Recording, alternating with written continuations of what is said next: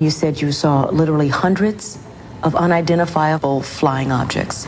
Yes, they were flying quite high. How high we couldn't tell because we couldn't get anywhere near their altitude.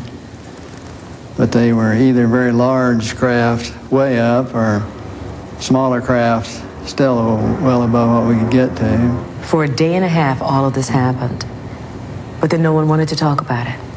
Well, we sent a report forward on it, and the answer that finally came back months later was they were probably high-flying seed pods, which didn't sound very logical. While supervising flight testing at Edwards Air Force Base, his military camera crew actually filmed an unidentified saucer-shaped object landing near the site.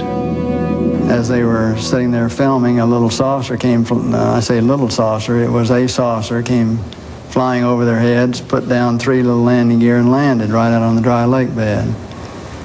And they picked up their cameras and started over toward it, filming as they went.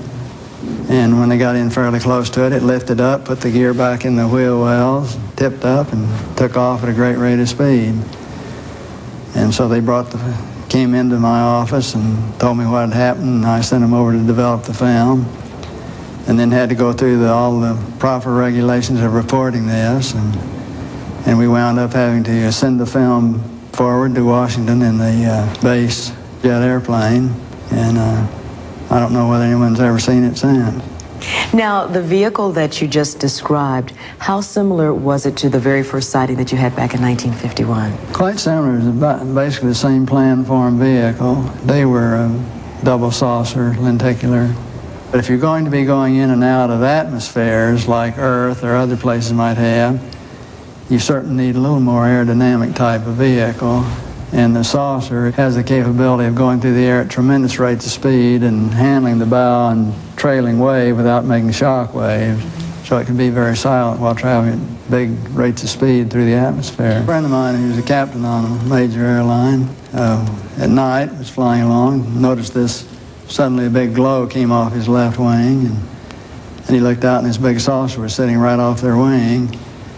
And so he turned slide toward it and it moved away, and turned back and it moved back in position, and turned to his co-pilot and said, do you see what I see? And he said, oh God, yeah, I do.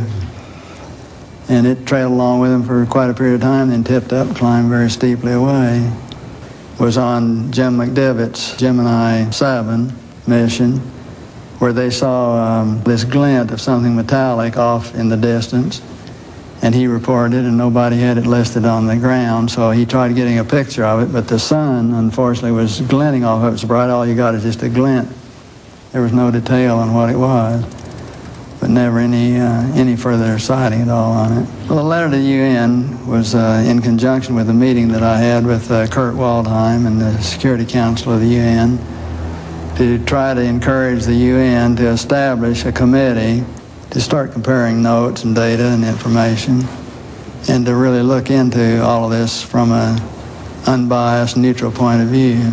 Here's a quote from your letter. I believe that these extraterrestrial vehicles and their crews are visiting this planet from other planets and are obviously a little more advanced than we are here on Earth.